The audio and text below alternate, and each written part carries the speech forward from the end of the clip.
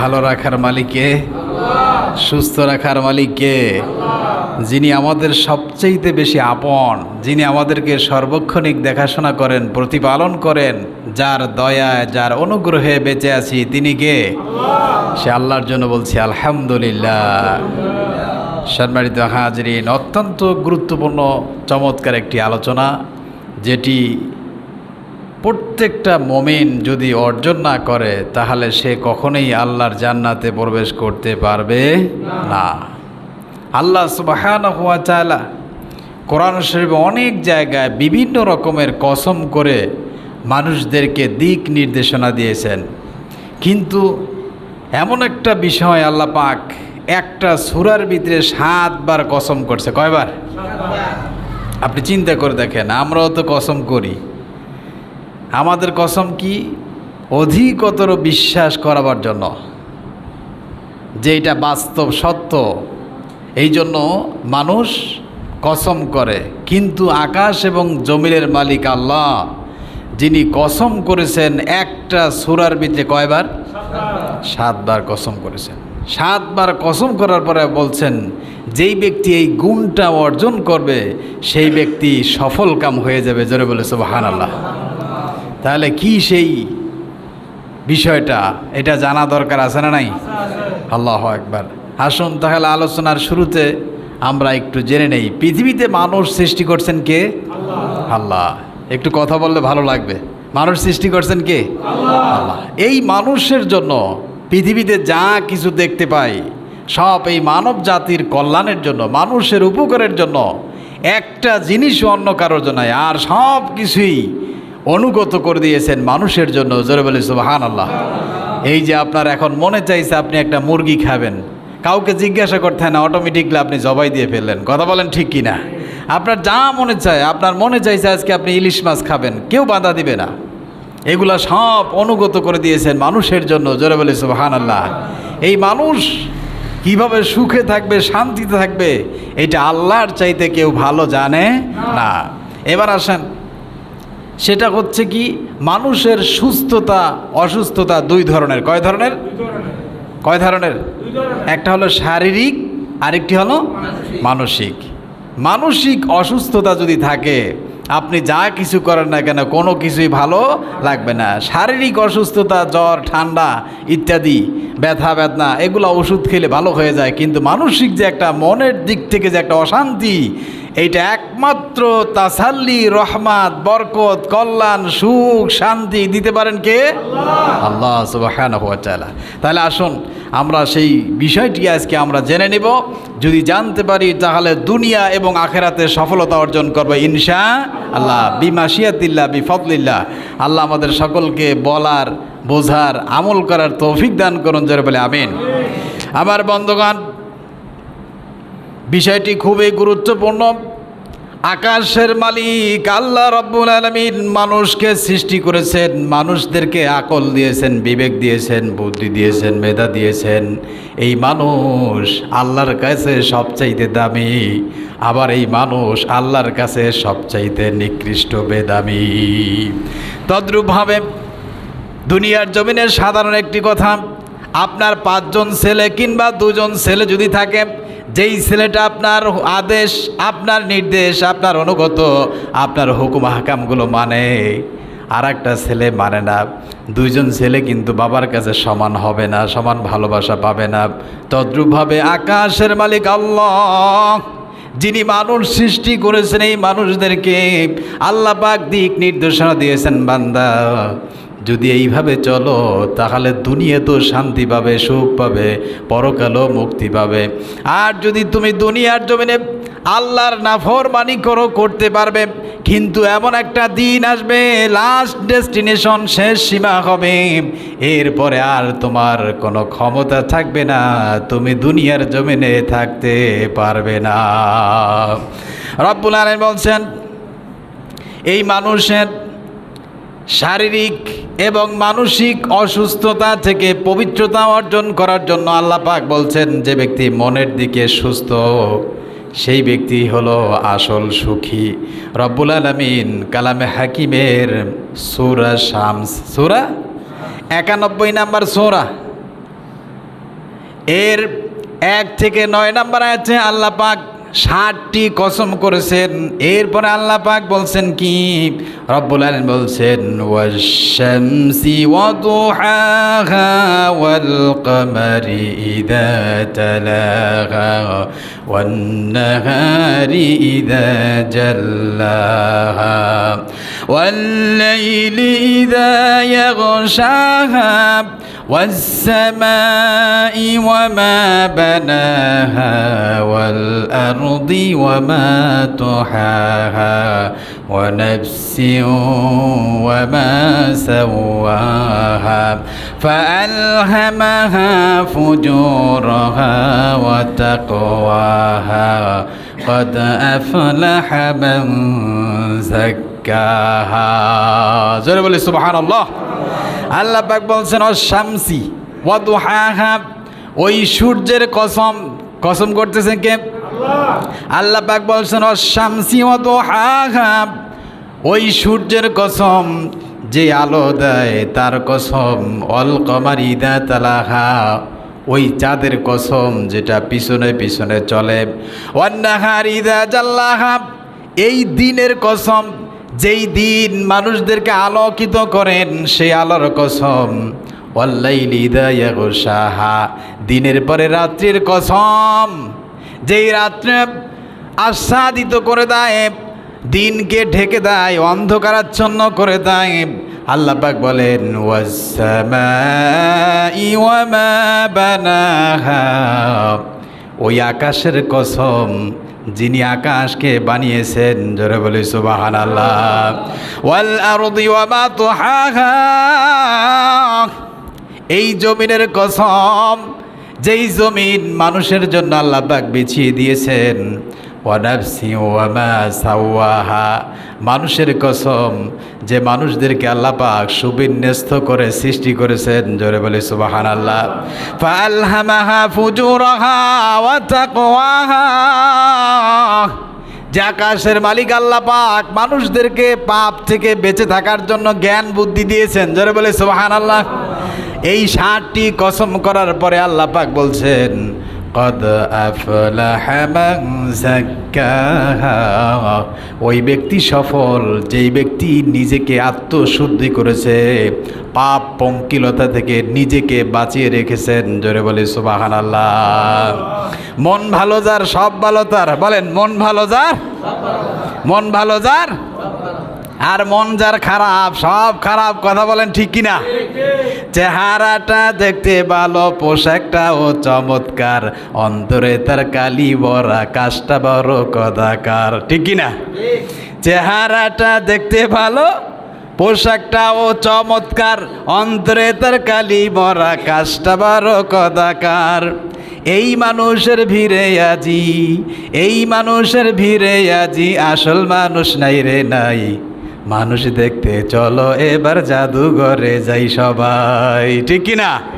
আসল মানুষ চেহারাটা দেখতে খুব চমৎকার, কিন্তু তার কার্যক্রমে খারাপ, আছে না নাই? অবশ্য বাংলাদেশে এগুলো নাই, আসেনি? এগুলা ইউরোপ আমেরিকা ওরা যে মারামারি করতেছে ওদের দেশে, এগুলো আমাদের দেশে নাই, কথা বলেন ঠিক কিনা? আমার বন্ধুগণ, এই জন্য আল্লাহ রাব্বুল আলামিন 60টা কসম করার পরে বলছেন যে ব্যক্তি নিজের নফসকে নিজেকে পরিশুদ্ধ করেছেন দুনিয়ার সমস্ত গুনাহ পাপ পঙ্কিলতা থেকে, পৃথিবীতে যেই জিনিসটা দ্রুত পরিবর্তন হয় সেটা হচ্ছে মানুষের মন। মানুষের কি? এইটার মতো এত দ্রুত পরিবর্তন আকাশের নিচে জমিনের আর কিছু পরিবর্তন হয়, সেটার নাম কি? মন, কলব, অন্তর। আল্লাহ পাক বলছেন কদ আফলাহা মান যাক্কাহা, যে ব্যক্তি নফসকে পরিশুদ্ধ করেছে সে ব্যক্তি সফল। সে ব্যক্তি কি? সফল। এবার দেখেন আকাশের মালিক আল্লাহ রাব্বুল আলামিনের হাবিব প্রিয় নবী মুহাম্মদুর রাসূলুল্লাহ সাল্লাল্লাহু আলাইহি ওয়াসাল্লাম মুসলিম শরীফের 6437 নম্বর হাদিস, ইবনে মাজার 4143 নম্বর হাদিস, আল্লাহর হাবিব সাল্লাল্লাহু আলাইহি সাল্লাম বলেছেন আন আবি হুরায়রা রাদিয়াল্লাহু তাআলা আনহু قال قال رسول الله صلى الله عليه وسلم ইন্নাল্লাহা লা ইয়ানজুরু ইলা সুওয়ারিকুম ওয়া আমওয়ালিকুম। বিশ্বনবী মুহাম্মদ সাল্লাল্লাহু আলাইহি সাল্লাম বলেছেন, নিশ্চয় আল্লাহ রাব্বুল আলামিন মানুষের আকার আকৃতি ধন সম্পদের দিকে আল্লাহ তাকান না। কে তাকান না? আল্লাহ তাকান না। ওয়ালাকিন ইয়ানজুরু ইলা কুলুবিকুম ওয়া আমওয়ালিকুম। আল্লাহ রাব্বুল আলামিনের হাবিব বলেন, আল্লাহ পাক মানুষের অন্তরের দিকে তাকান আর মানুষের আমলের দিকে তাকান। জোরে বলি সুবহানাল্লাহ। রাসূল বলেন, ইন্নাল্লাহা লা ইয়ানজিরু ইলা সুওয়ারিকুম ওয়া আমওয়ালিকুম। আল্লাহ পাক মানুষের চেহারা আকার আকৃতি ধন সম্পদের দিকে তাকান না। ওয়ালাকিন ইয়ানজুরু ইলা কুলুবিকুম ওয়া আমালিকুম। আল্লাহ পাক মানুষের অন্তরের দিকে তাকান আর তার কি আমলের দিকে তাকান। এই জন্য মনে রাখবেন, আপনার চেহারা যতই সুন্দর হোক না কেন, পোশাকটা যতই সুন্দর হোক না কেন, এটা দেখার বিষয় নয়। আল্লাহ পাক এটা দেখেন নাই, বরং দেখে আপনার অন্তরে কি আছে। কথা বলেন ঠিক কিনা? নামাজ তো পড়েন, ভালো কথা, কিন্তু নামাজে দাঁড়িয়ে আপনি কি চিন্তা করতেছেন সেটা কে জানে? আপনি কাজটা কি করতেছেন এটা কে জানেন? আর কাল কিয়ামতের দিন মানুষের আমালিকুম, মানুষের আমলনামা দেখা হবে। কি দেখা হবে? আমলনামা দেখা হবে।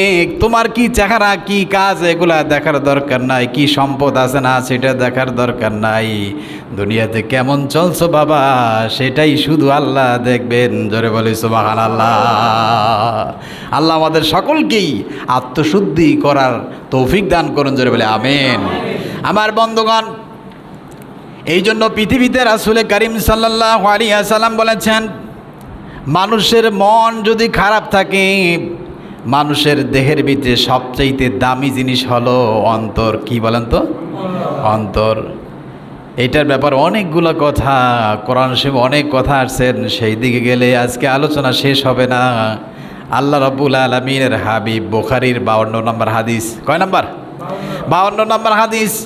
রাসূল করিম সাল্লাল্লাহু আলাইহি সাল্লাম বলেন, আলা ওয়া ইন্না ফিল জাসাদি মুদগাতান ইযা সালাহাত সালাহাল জাসাদু কুল্লু। আল্লাহ রসুল বলেন, ওহে জেনে রাখো, মানুষের শরীরে একটা গোশতের টুকরা আছে। ইযা সালাহাত, ওইটা যদি সুস্থ থাকে, সালাহাল জাসাদু কুল্লু, তাহলে পুরা দেহটা সুস্থ থাকে। জোরে বলে সুবহানাল্লাহ। আল্লাহর হাবিব বলেন, ওয়া ইযা ফাসাদাত ফাসাদাল জাসাদু কুল্লু, আর ওই অংশটা যদি অসুস্থ হয়ে যায়, পুরা দেহটা অসুস্থ হয়ে যায়। রাসূল বলে, ওটা কি জানো না? কি? আলা ওয়াহিয়াল কলব, ওইটা হলো মানুষের কলব, মানুষের আত্মা। এই জন্য মন ভালো যার সব ভালো। বলেন, মন ভালো যার সব ভালো তার, মন খারাপ যার সব খারাপ তার। ভালো কথাও ভালো লাগে না। কথা বলেন ঠিক কিনা? একসাথে বসে আছি, মানুষটা বসে আছে কিন্তু তার মনটা রয়েছে ঢাকা ব্যবসার দিকে। কথা বলেন ঠিক কিনা? মানুষটা এখানে ঠিকই কথা বলতেছে, কিন্তু মাথার ভিতরে যে গোলমাল চলতেছে এটা তো দুনিয়ার কেউ জানে না। জানে কে? এই যে আমরা এখানে যারা বসে আছি, সমস্ত কলবের জিম্মাদারি যিনি দেখাশোনা করেন তিনি কে? আমরা তো ঠিকই বসে আছি, কিন্তু কার মন কোন জায়গায়, তার কলব কোন জায়গায়, এটা তো আমি জানি না। জানে কে? এই জন্য বন্ধু, আল্লাহ রাব্বুল আলামিন বলছেন, 7 বার কসম করার পরে বলছেন, তোমার অন্তরাত্মা পরিশুদ্ধ করো, নামাজ পড়ো, রোজা রাখো, যা কিছু করো, এটা হলো কলবের সাথে সম্পর্কিত। কারণ কলব যদি ভালো না থাকে, কিসের নামাজ, কিসের রোজা, কিসের হজ, কিসের যাকাত? তুমি তো মন দিয়া আল্লাহর হুকুম মানতেছো না, মানুষদেরকে দেখানোর জন্য এগুলা করতেছো। ঠিক কি না? এবার আসেন, এই আত্মশুদ্ধির উপায় সমূহ হলো 6টি। কয়টি? আবার বলেন কয়টি? এগুলা যদি না করেন, কশ্চিনকালে আপনার এই অন্তর পবিত্র হবে না, পরিশুদ্ধ হবে না। এগুলা পরিশুদ্ধ করা, অন্তরাত্মা পরিশুদ্ধ করা হলো ফরজ। কার হুকুম? নামাজ পড়া যেমন ফরজ, রোজা রাখা যেমন ফরজ, হজ করা যেমন ফরজ, যাকাত দেওয়া যেমন ফরজ, তদ্রূপভাবে নিজেকে পরিশুদ্ধ করা, পবিত্র করা, দুনিয়ার সমস্ত ফিতনা ফাসাদ, পাপ পঙ্কিলতা সব কিছু থেকে নিজের অন্তরাত্মা পরিশুদ্ধ করতে হবে, নিজেকে পরিশুদ্ধ করতে হবে, নিজেকে পবিত্র করতে হবে, তাহলেই তুমি জান্নাতে যেতে পারবা। যারা বলে সুবহানাল্লাহ। পৃথিবী থেকে কোনো অপবিত্র মানুষ, যে গুনাহগার নাফরমান, সে পবিত্র না অপবিত্র? অপবিত্র। যে নাফরমান, গুনাহগার, বেঈমান, তারা অপবিত্র। তারা কি? আল্লাহ পাক বলছেন ইন্নাল মুশরিকুনা নাজাসুন, পৃথিবীর সমস্ত মুশরিকরা হলো অপবিত্র। অপবিত্র। শিরক। যেমন নামাজ পড়তেছে একজন মানুষকে দেখানোর জন্য নামাজ পড়তেছে, এখন এই যে নামাজটা আপনি পড়তেছেন এটা মানুষদেরকে দেখানোর জন্য, এই যে কাজটা করলেন দেখানোর জন্য, এটার নাম হলো আরবিতে শিরক। আর যে এই কাজটা করে তাকে আরবিতে বলা হয় মুশরিক। তাকে কি বলা হয়? মুশরিক। এই জন্য আল্লাহ পাক বলছেন এই মুশরিক সেই মুশরিক, অর্থাৎ যারাই মুশরিক হবে, যারাই কি হবে? সমস্ত মুশরিক পবিত্র না অপবিত্র? ইন্নাল মুশরিকুনা নাজাসুন, সমস্ত মুশরিকটা অপবিত্র। আল্লাহ আমাদের সকলকে পবিত্র হিসাবে কবুল করুক। জোরে বলে আমিন। পবিত্রতা অর্জন করার, পরিশুদ্ধ করার, পরিশুদ্ধ করার উপায় হলো ছয়টি। কয়টি? ছয়টি। এক নাম্বার হলো খামসা সালাওয়াত, 5 ওয়াক্ত নামাজ। এক নাম্বার কি? 5 ওয়াক্ত নামাজ। আমি বলি না, আকাশের মালিক আল্লাহ তিনি বলেছেন 29 নম্বর সূরা আনকাবুতের 45 নম্বর আয়াতে কারিমে আল্লাহ বলছেন উতলু মা উহিয়া ইলাইকা মিনাল কিতাবি ওয়া আকিমিস সালাতা ইন্নাস সালাতা তানহা আনিল ফাহশাই ওয়াল মুনকার। আল্লাহ বলছেন উতলু, হে নবী, মা উহিয়া ইলাইকা মিনাল কিতাব, ও নবী আমি আপনার প্রতি যেই কিতাব নাজিল করেছি এই কিতাব আপনি তেলাওয়াত করেন, আর আপনার প্রতি যে নামাজ আমি ফরজ করেছি এই নামাজ আপনি আদায় করুন, কায়েম করুন। নিশ্চয়ই নামাজি ব্যক্তিকে ফাহেসা অশ্লীল কাজ থেকে ফিরে রাখবে নামাজ। সুবহানাল্লাহ। তাহলে আত্মশুদ্ধি করার উপায় 1 নাম্বার কি? বলেন, আত্মশুদ্ধি করার 1 নাম্বার উপায় কি? এইটার ভিতরে সব আছে। রব্বুল আলামিন বলছেন ইন্নাস সালাতা, বলেন ইন্নাস সালাতা তানহা আনিল ফাহশাই ওয়াল। সুবহানাল্লাহ। আলহামদুলিল্লাহ। এটা আপনারা সবাই পারেন। যারা বলে আলহামদুলিল্লাহ, এইটার নামই তো লেখাপড়া। ইন্না সালাতা, ইন্না মানে নিশ্চয়, ইন্না মানে কি? নিশ্চয়। নিশ্চয়ই নামাজি ব্যক্তিকে ফাহেসা অশ্লীল কাজ থেকে ফিরে রাখবে। কথা বলেন ঠিক কিনা? মনে রাখবেন, যদি নামাজও পড়ে খারাপ কামও করে, নামাজও পড়ে গুনাহও করে, তাহলে মনে করতে হবে তার নামাজ হয় না। কারণ আকাশের মালিক আল্লাহ বলছেন অবশ্যই নামাজি ব্যক্তিকে ফাহেসা অশ্লীল কাজ থেকে ফিরে রাখবে। যেই ব্যক্তি ফাহেসা অশ্লীল সমস্ত গুনাহ থেকে বেঁচে থাকবে সে তো অটোমেটিকলি পবিত্র হয়ে যাবে। কথা বলেন ঠিক কিনা? আমার বন্ধুগণ, 2 নাম্বার হলো সর্ব অবস্থায় ভয় করতে হবে কাকে? কি বলেন? সত্যি নি? এই 2 জনে বলছেন খালি সর্বাবস্থায় ভয় করতে হবে কাকে? একটু জোরে বলেন। আল্লাহু আকবার। সর্বাবস্থায় ভয় করতে হবে একমাত্র কাকে? পৃথিবীর সমস্ত তন্ত্র মন্ত্র কোনো মানব রচিত কাউকে পরোয়া করা যাবে না, ভয় করা যাবে না। একমাত্র ভয় করতে হবে কাকে? আমি বলি না, আল্লাহ রাব্বুল আলামিন কালামে হাকিমের 55 নম্বর সূরা আর রহমানের 46 নম্বর আয়াতে কারিমে আল্লাহ বলছেন ওয়ালিমান খাফা মাকামা রাব্বিহি জান্নাতান। জোরে বলে সুবহানাল্লাহ। দেখছেন এখানে কত সুন্দর কথা বলছেন। আল্লাহ বলছেন ওয়ালিমান খাফা মাকামা রাব্বিহি জান্নাতান, যেই ব্যক্তি সর্ব অবস্থায় আল্লাহকে ভয় করে তার জন্য ডাবল পুরস্কার। জোরে বলে আল্লাহু আকবার। 2টা জান্নাত দিবে। কয়টা জান্নাত? 2টা জান্নাত। 2টা উদ্যানের মালিক বানিয়ে দিবেন যে ব্যক্তি সর্ব অবস্থায় কাকে ভয় করবে? আল্লাহ। যে ব্যক্তি সর্ব অবস্থায় আল্লাহকে ভয় করলো সেই ব্যক্তি গুনাহ করতে পারে নাকি? বলেন পারে? তাহলে সেই ব্যক্তি সব সময় আত্মশুদ্ধি, পরিশুদ্ধ, পবিত্র অবস্থায় থাকবে। এই জন্য আমার বন্ধুগণ, আল্লাহ রাব্বুল আলামিন বলছেন, নিশ্চয়ই যে ব্যক্তি আল্লাহকে ভয় করে মুত্তাকি, সেই ব্যক্তির সঙ্গে স্বয়ং আল্লাহ থাকেন। জোরে বলি সুবহানাল্লাহ। কোরআনুল কারীমের 16 নম্বর সূরা, এর ভিতরে আল্লাহ রাব্বুল আলামিন সুন্দর করে বলছেন।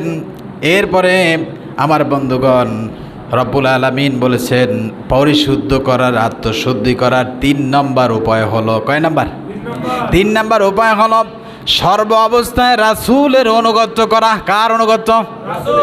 রাসূল করিম সাল্লাল্লাহু আলাইহি সাল্লামকে অনুগত করি শুধুমাত্র দোকান উদ্বোধনের সময় জিলাপি খাই, মিষ্টি খাই, কথা বলেন ঠিক কিনা? আর সুবিধাবাদ জিন্দাবাদ। রাসূল যে দ্বীনের জন্য, ইসলামের জন্য রক্ত ঝরিয়েছেন, জিহাদের ময়দানে গিয়েছেন, হক কথা বলেছেন, রাসূলকে তুচ্ছ তাচ্ছিল্য করেছে, রাসূলকে দেশ থেকে বের করে দিয়েছে, রাসূলের প্রতি নির্যাতন জুলুম কম ছিল না, বেশি ছিল? এইগুলা আজকে আমাদের নাই। আমাদেরকে এখন হুজুরদেরকে হালুয়া রুটির জন্য দাওয়াত দেয়, কথা বলেন ঠিক কিনা? হা সমস্ত আলেমরা আজকে কি করতেছে?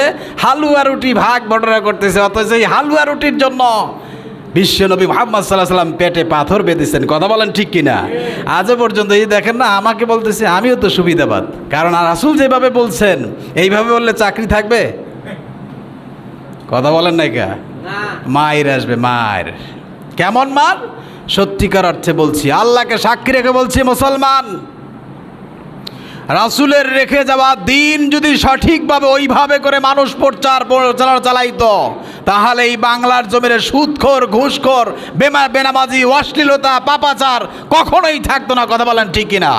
কিন্তু আমরা সেইভাবে করে আজকে ঠিক হতে পারি নাই, কথা বলেন। আল্লাহ আমাদের বোঝার তৌফিক দান করুন, বলে আমিন। সর্ব অবস্থায় সব সময় অনুগত্য, অনুসরণ করতে হবে বিশ্বনবী মুহাম্মাদুর।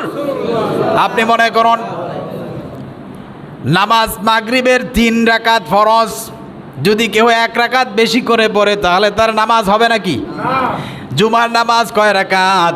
2 রাকাত। যদি কেউ বেশি সওয়াবের আশায় 3 রাকাত পড়ে নামাজ হবে নাকি? আমার বন্ধু, আজকে অধিকাংশ মানুষের নামাজ হয় না, রুকু হইলে সেজদা হয় না, সেজদা হইলে রুকু হয় না। আবার অধিকাংশ মানুষ তাশাহুদ জানে না, দুরূদ শরীফ জানে না, দোয়ায়ে কুনুত জানে না, ওযুর ফরজ জানে না, গোসলের ফরজ জানে না, কাউকে জিজ্ঞাসাও করে না। এই জন্য নামাজই হয় না, তার চরিত্র ভালো হবে কি করে? কথা বলেন ঠিক কিনা? রাসূল বলছেন সল্লু কামা রাআইতুমুনি উসাল্লি, নামাজ পড়ো সেইভাবে যেইভাবে আমি মুহাম্মাদুর রাসূলুল্লাহ নামাজ পড়ি। জোরে বলে সুবহানাল্লাহ। নিজের মতো করে নামাজ পড়লে কিয়ামত পর্যন্ত নামাজ হবে না। আমার বন্ধুগণ, এবার আসুন, পরিশুদ্ধ পবিত্রতা হওয়ার জন্য 3 নম্বর পন্থা হলো সব সময় রাসূল করিম সাল্লাল্লাহু আলাইহি ওয়াসাল্লামের অনুগত, অনুসরণ করতে হবে। আল্লাহ রাব্বুল আলামিন 4 নম্বর সূরা আন-নিসার 80 নম্বর আয়াতে কারিমা আল্লাহ পাক বলছেন, ওয়া মান ইউতি'ইর রাসূল ফাকাদ আতা'আল্লাহ, যেই ব্যক্তি রাসূলের অনুগত করলো, অনুসরণ করলো, সে যেন স্বয়ং আকাশের মালিক আল্লাহর হুকুম মান্য করলো। জোরে বলে সুবহানাল্লাহ। আরেকটু আস্তে বলেন সুবহানাল্লাহ। বুঝতেছেন কথাগুলো?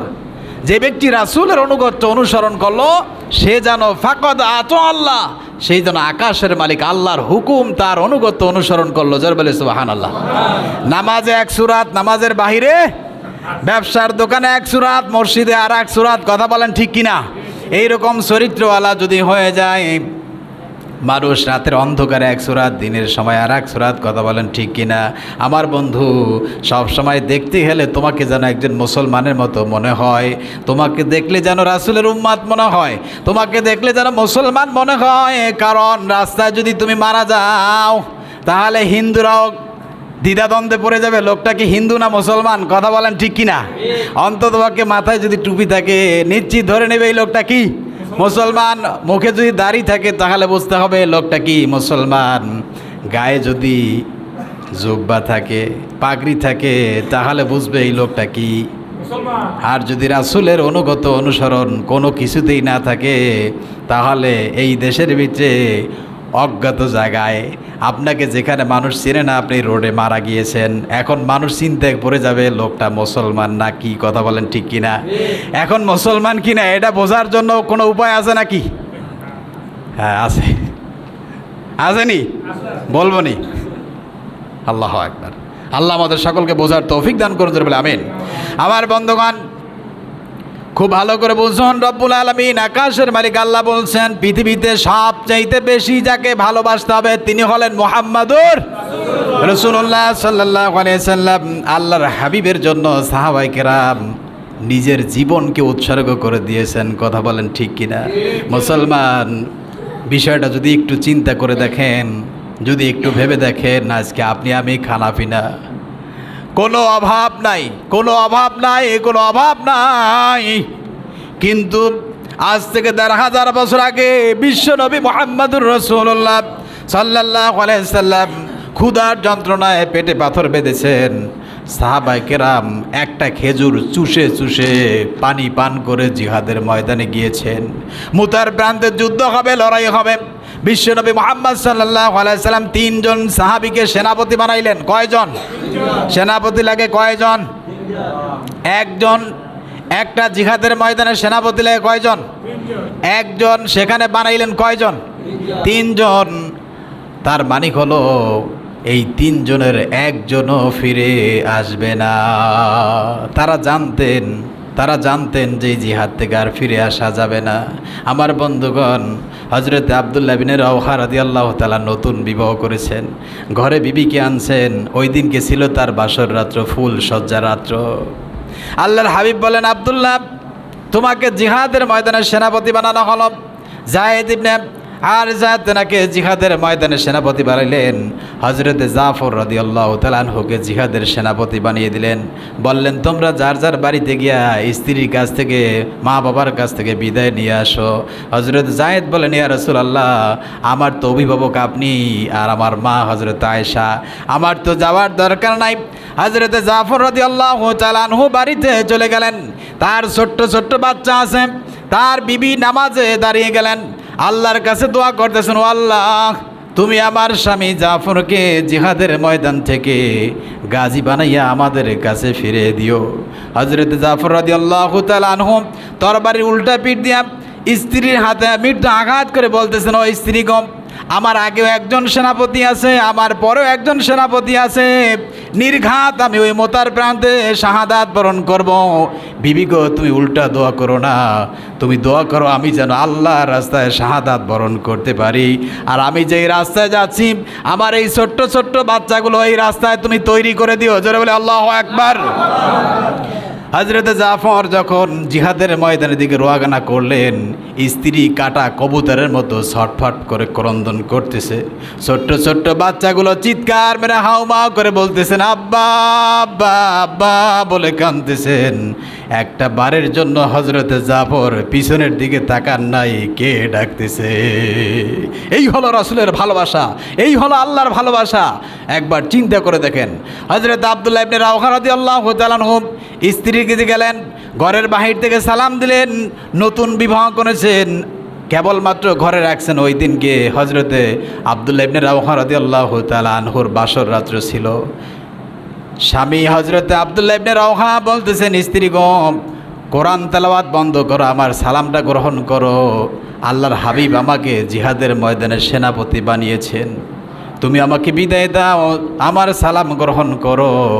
স্ত্রী বলতেছেন, ওগো আব্দুল্লাহ ইবনে রাওহা, আমার প্রিয়তম স্বামী, আমি তোমাকে একটিবার দেখেছি, মেহেরবানি করে তুমি একটু ভিতরে আসো, তোমার চেহারাটা একটু দেখে রাখি, কাল কিয়ামতের দিন যেন আমি তোমাকে স্বামী হিসাবে চিনে নিতে পারি। জোরে বলি সুবহানাল্লাহ।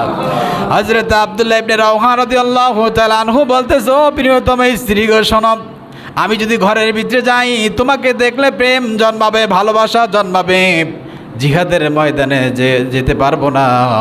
সুতরাং তোমার যদি ইচ্ছা থাকে, ইরাদা থাকে, কাল কিয়ামতের দিন আল্লাহ রাব্বুল আলামিন জান্নাতে আমাকে তোমাকে স্বামী স্ত্রী হিসাবে পরিচয় করিয়ে দিবেন। জোরে বলি সুবহানাল্লাহ।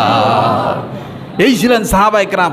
আজকে আমরা কিভাবে কি করতে পারি একবার চিন্তা করে দেখেন, নিজেকে নিজে একবার চিন্তা করে দেখেন। মনে রাখবেন, কোন অপবিত্র মানুষ আল্লাহর জান্নাতে যেতে পারবে না। এই জন্য আল্লাহ পাক 7 বার কসম করছে। কয়বার?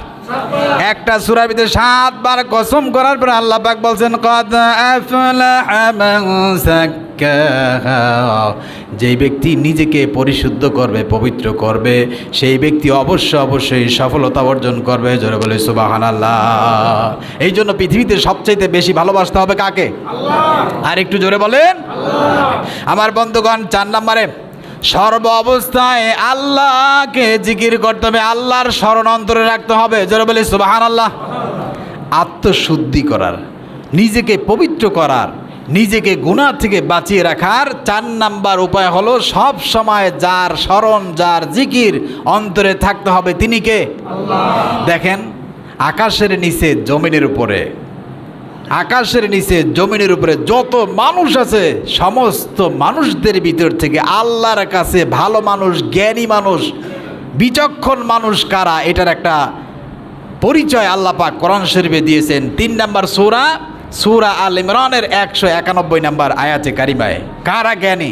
আজকে আমরা জ্ঞানী মনে করি কাদেরকে? যারা বিসিএস পাস করেছে, যারা মাস্টার্স ডিগ্রি অনার্স পাস করেছেন, আমরা তাদেরকে জ্ঞানী মনে করি। কিন্তু না, যিনি আকাশের মালিক আল্লাহ বলছেন জ্ঞানীকে শোনো, ওই ব্যক্তি হলো জ্ঞানী।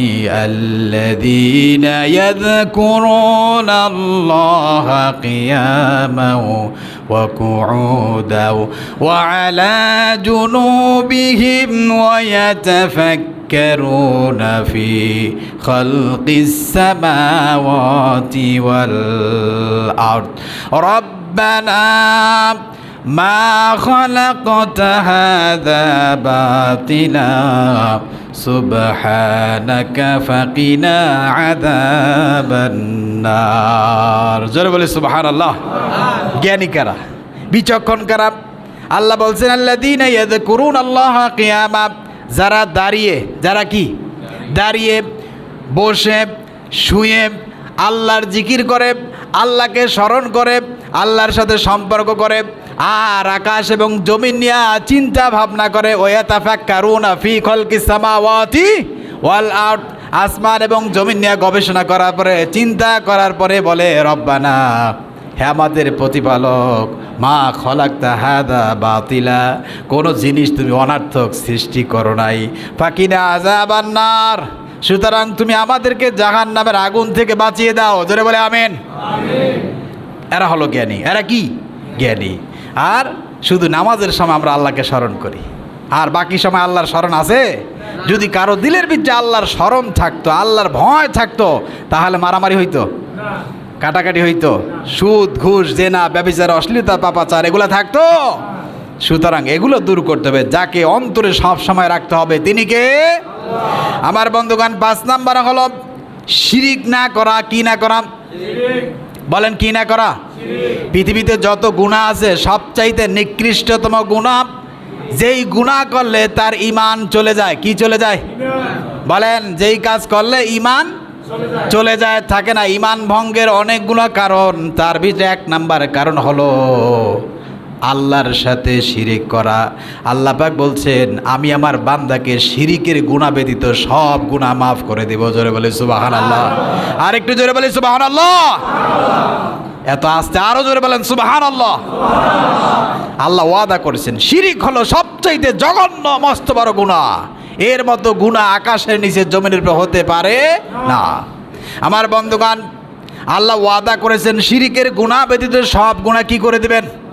মাফ করে দিবেন। কোরআনুল কারীমের 4 নম্বর সূরা এর 48 নম্বর আয়াতে কারিমা আল্লাহ পাক বলছেন ইন্নাল্লাহা লা ইয়াগফিরু আইয়ুশরাকা বিহি ওয়া ইয়াগফিরু মা দুনা যালিকা লিমান ইয়াশা। আল্লাহ পাক বলেন ইন্নাল্লাহা, নিশ্চয় আল্লাহ তাআলা লা ইয়াগফিরু, কখনোই ক্ষমা করবেন না, মাফ করবেন না। আই ইউশরাকা বিহি, যেই ব্যক্তি আল্লাহর সাথে শিরিক করেছেন, ওয়াগফিরু মা দুনা যালিকা লিমান ইয়াশা, এছাড়া আল্লাহ যাকে খুশি তাকে আল্লাহ মাফ করে দেবেন। জোরে বলি সুবহানাল্লাহ। আল্লাহ আমাদের সকলকে শিরিক মুক্ত ইবাদত করার তৌফিক দান করুন। জোরে বলে আমিন। আর একটু জোরে বলে আমিন। শেখনগরবাসী কথাগুলা কি বুঝতেছেন? গতকালকে আপনাদের এলাকা থেকে 2 জন বিদায় হয়ে গেছে, জানেননি? কয়জন? ওই যে গত পরশুদিন, না কি দিন মারা গেল জহিরুল আলম, আর একজন কি নুরুল আফসার চলে গিয়েছেন। এরকম আপনি আমি সবাই চলে যাব। সুতরাং শিরিক মুক্ত ইবাদত যদি করেন, আল্লাহ চাহে তো জান্নাতে যেতে পারবেন ইনশাআল্লাহ। আমার বন্ধুগণ, 6 নম্বরে গীবাত না করা। কি না করা? গীবাত করিনি। আহা, গীবাত করি, তবে গীবাতের আবার ধরন আছে। আমরা গীবাত না বুঝেই করে না। যেমন বারবকুণ্ড থেকে একটা লোক আসলো, এই এলাকায় তার মেয়ে বিবাহ দিবে। এখন মেয়ের জন্য যাকে প্রস্তাব দেওয়া হয়েছে সে হয়েছে শীর্ষ সন্ত্রাস, খুনি, ডাকাত। কথা বলেন ঠিক কিনা? কিন্তু ওই যে চেহারাটা দেখতে ভালো, পোশাকটাও চমৎকার, অন্তরে তার কালি ভরা, কাজটা বড় কদাকার। চেহারা ঠিক আছে, পোশাকটাও ঠিক আছে, কিন্তু তার কাজ কি? জঘন্য। এই লোকটা ভাগ্যক্রমে ওই ছেলের মামা কিংবা তার বন্ধু কিংবা আপনার আমার মতো একজন নিকট আত্মীয়র সাথে দেখা হয়ে গেল। আপনাকে দেখতে খুব মুসল্লি মনে হয়, তার দিল বলতেছে এই লোকটা একটা সত্য কথা বলবে। তো বলল, ভাই এই ছেলেটা কেমন? এই ছেলের জন্য আমার মেয়েটা এইভাবে প্রস্তাবনা করছে। তা আপনি চিন্তা করলেন, হায় রে সর্বনাশ, এখন যদি আমি তার আসল রহস্যটা বলে দেই তাহলে তো সব শেষ। যে বাবু সে কী করলো? বলল যে হ্যাঁ ঠিক আছে, আমার এই ছেলেকে আমি চিনি, জানি, ছেলেটা অত্যন্ত কি, হ্যাঁ ভালো, খুব ভালো। তো লোকটা চিন্তা করলো, যাই হোক ঠিক আছে, একজন ভোট যেহেতু দিছে, উনি কী করলেন, মেয়েটাকে বিবাহ দিয়ে দিলেন। এখন বলেন, মেয়েকে বিবাহ দেওয়ার পরে ওখানে কি সুখ শান্তি আসবে? আসবে? বরঞ্চ আপনি একটা মানুষকে হত্যা করে ফেললেন। কথা বলেন ঠিক কিনা? ধ্বংস করে দিলেন। এই জন্য এই ধরনের কথাগুলো আপনি কখনো গোপন রাখা যাবে না। যেটা আছে আপনাকে সেটা বলে দিতে হবে, তাহলে দেখা যাবে ওই মেয়েটার জীবন বেঁচে যাবে। কথা বলেন ঠিক কিনা? আর একজন লোক আছে, সে গভীর ষড়যন্ত্র করতেছে, বিশাল একটা কিছু ধ্বংস করে দেবে ভালো কাজের জন্য। আপনি কি করলেন সেটা কাউকে বললেন না, তাহলে কি কখনো কল্যাণ বয়ে আনবে? সুতরাং গীবাত কি জিনিস আর গীবাতটা আপনাকে বুঝতে হবে। কথা বলেন ঠিক কিনা? আমার বন্ধুগণ, এই জন্য মুসলমানদের গীবাত হলো কি, যেই লোকটার ভিতরে আপনি দেখতেছেন তার ভিতরে খারাপিয়াত আছে, আসলেই খারাপিয়াত আছে, আপনি এটা তার সাথে সংশোধন করেন, অন্যকে না বলেন। আল্লাহর হাবিব সাল্লাল্লাহু আলাইহি সাল্লাম বলেন, হুজুর যদি এটা তার ভিতরে থাকেও এই দোষ, তাহলে বললে হবে না, কি বলা হয়, তাহলেই গীবাত হবে। যদি রাসূল বলেন যদি তার ভিতরে না থাকে তাহলে কি হবে বলেন, তাহলে তার ভিতরে তোহমাত দেওয়া হবে। একটা লোকের ভিতরে এই খারাপ কাজগুলো নাই, আপনি মিথ্যা মিথ্যা বানায় বলেন, তাহলে কি হবে? তোহমাত দেওয়া হলো। আর যদি দোষগুণ থাকেও আপনি তার জন্য হেদায়েতের জন্য দোয়া করেন। কথা বলেন ঠিক কিনা? তার ব্যাপারে এইভাবে করে তার মান সম্মান নষ্ট করা যাবে না। আল্লাহ আমাদের তৌফিক দান করুন, জোরে বলে আমিন। কোরআনুল কারীমের 49 নম্বর সূরা, সূরার নাম সূরা আল হুজরাত, এর 12 নম্বর আয়াতে কারিমে আল্লাহ পাক বলছেন কি, ইয়া আইয়ুহাল্লাযীনা আমানু ইজতানিবু কাসীরাম মিনাদ الظن إن بعد الظن إثم ولا تجسسوا ولا يغتب بعضكم بعضا أيحب أحدكم أن يأكل لحم أخيه ميتا। আল্লাহ পাক ইমানদার মুমিনদেরকে বলছেন, ও মুমিনেরা, একজন মুমিন আর একজন মুমিনের দোষ ত্রুটি তালাশ করিও। নিজের দোষের কোনো অভাব নাই, সে আর একজনের দোষ ত্রুটি খোঁজার জন্য খুব ওত পেতে আছে। কথা বলেন ঠিক কিনা? এমন মানুষ সমাজে নাই, আসেনি? নিজের গুনার দিকে কোনো চিন্তা নাই, সে আর একজনের দোষ ত্রুটি কীভাবে বের করা যায়, কীভাবে খোঁজাখুঁজি করা যায়, এরকম এক শ্রেণীর মানুষ সমাজে আছে না নাই? আল্লাহ আবার আর একটা কথা বলছেন যে খবরদার তুমি মানুষের পিছনে গোয়েন্দাগিরি করিও না। মানে কোন সময় কি করে না করে, ওয়ালা তাজাসসু ওয়ালা ইয়াগতাব বা'দুকুম বা'দা, খবরদার এই কাজটা তুমি করিও না। যদি করো এটা হলো সবচেয়ে বড় কবিরা গুনাহ। জোরে বলে নাউজুবিল্লাহ। আর তোমরা গীবাত করিও না। গীবাত বুঝতে হবে, এই যে কিছুক্ষণ আগে যেটা বললাম, এই গীবাত করা এটা হলো মৃত্যু ভাইয়ের গোশত খাওয়ার নামান্তর। জোরে বলে নাউজুবিল্লাহ। আমার বন্ধুগণ, সংক্ষিপ্ত সময়ের ভিতরে এই আত্মশুদ্ধি অর্জন করা ফরজ। কার হুকুম? জোরে বলেন, কার হুকুম? আল্লাহ একটা সূরার ভিতরে কয়বার কসম করছেন? আরো জোরে কয়বার? 7 বার। কসম করার পর আল্লাহ পাক বলছে কি, নিজেকে পবিত্র করো, আত্মশুদ্ধি করো, নিজেকে পাপ পঙ্কিলতা থেকে বাঁচিয়ে রাখো। এই আত্মশুদ্ধি করার জন্য উপায় হলো কয়টা? 6টা। বলেন কয়টা? 6টা। 1 নম্বরে নামাজ, মাশাআল্লাহ। 2 নম্বরে কি বলেন? 2 নম্বরে কি বলতে পারেন নাই? সর্বাবস্থায় আল্লাহকে ভয় করা। 3 নম্বরে রাসূলের অনুগত্য করা। 4 নম্বরে কি? 4 নম্বরে হচ্ছে সর্বদাই আল্লাহর জিকির করা। কার জিকির করা? আর 5 নম্বর